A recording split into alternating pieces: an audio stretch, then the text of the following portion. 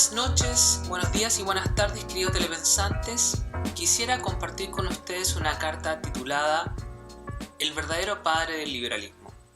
Desde hace un tiempo atrás, ya, especialmente desde que se reconoce la hegemonía del liberalismo a partir de la caída del muro, es que se ha espetado o se ha elaborado una crítica conservadora caracterizando al liberalismo de un movimiento que en realidad buscaría la atomización del individuo, que establecería el ejercicio de una libertad fuera de toda regla y por lo tanto casi un libertinaje, y obviamente desconectando al liberalismo de las pretensiones de reconocimiento de otros tipos de jerarquías a nivel de otras dimensiones sociales.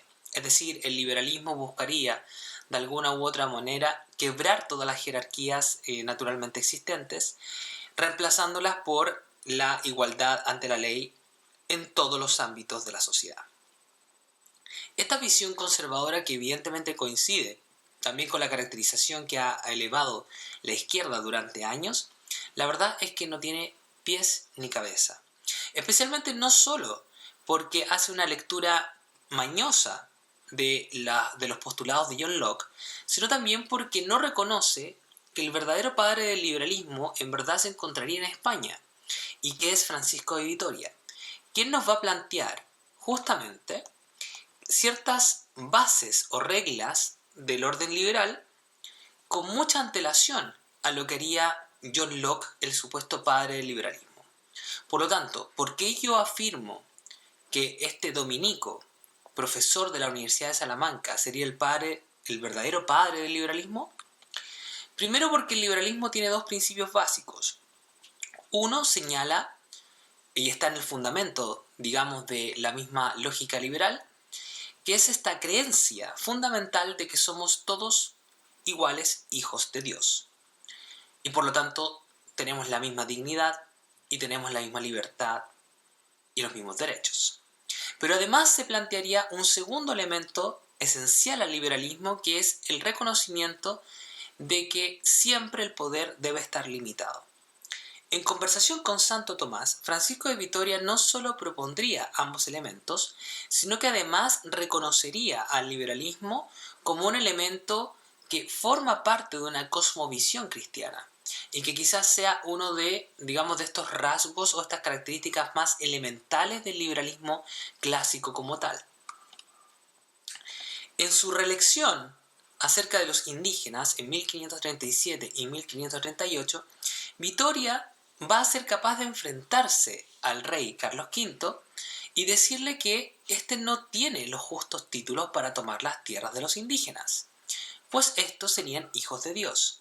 Esto implicaría tempranamente una crítica acerca del trato hacia los indígenas, espetando entonces Francisco de Vitoria de que estos estarían protegidos por el derecho natural, el cual le reconoce derechos que no dependen del poder a los individuos, tales como sería, en este caso, el derecho de propiedad.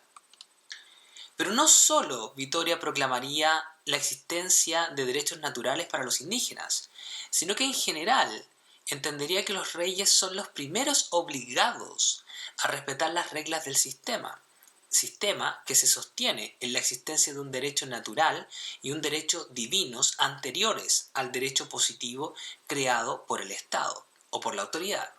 Es decir, el poder estaría limitado y el rey debe procurar cumplir con estas reglas para, obviamente, concretar el fin que justifica la existencia de la sociedad, la asistencia mutua.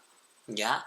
Francisco de Vitoria en algún momento también va a dar lecciones, Sócrates salamantino, porque no se le reconoce nada escrito por él, sino simplemente por sus estudiantes, quienes tomaban notas y escribían estas relecciones, ¿ya? Se le reconoce entonces que la sociedad tiene un solo fin, que es la asistencia mutua, y que en la medida que el rey cumple con estas reglas, entonces la sociedad cumple con su cometido. Esto implicaría incluso, siguiendo en esto a Aristóteles, que la sociedad no tiene un origen artificial, sino que es una consecuencia natural de la inclinación social humana.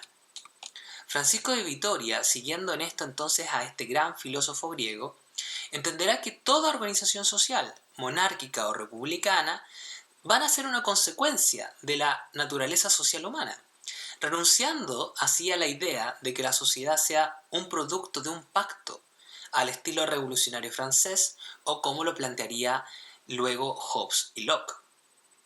Claramente, la noción de Locke, en específico este pretendido padre del liberalismo, le debe mucho a estas posturas vitorianas, pues el supuesto pacto no es un producto artificial, sino una consecuencia conveniente, ¿cierto? O digamos una consecuencia lógica de la naturaleza social del hombre. Y es así que Vitoria entiende que las posturas republicanas que limitan al poder y los derechos naturales que también le son propios, son todos estos elementos de una estructura divina.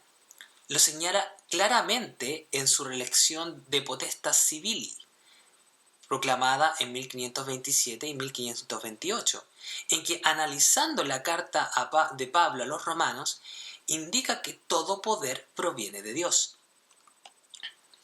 Teniendo esto en cuenta, ya no podemos decir que el liberalismo sea un producto moderno que simplemente busca el atomismo hiperindividualista que plantea el conservadurismo y la izquierda, pues el liberalismo desde sus orígenes se vislumbraría como un modo de relación sociopolítica que parte desde una antropología unida a Dios. Es una antropología que de alguna u otra manera reconoce la impronta cristiana. El liberalismo no dejaría al individuo entonces en un solipsismo insuperable, sino que sería uno de los infinitos modos en que uno puede encontrar el camino divino, en que nos relacionamos con la sabiduría divina. Y esto nos permite considerar entonces al liberalismo como parte de una cosmovisión que lee la creación, así como lo hacía Escoto Erígena, ¿cierto? O San Buenaventura, asignando un papel al individuo, solo que en clave política, y no como una ideología que buscaría subvertir el orden, como quieren ver los conservadores y la izquierda, asociando mañosamente al liberalismo esencialmente con la Revolución Francesa. ¿Por qué justamente entonces contiene las razones fundamentales que le dan sentido al liberalismo y por qué este autor comprende al verdadero individualismo en relación con lo divino? Es que yo considero que Francisco de Vitoria es el verdadero padre del liberalismo. Muchas gracias.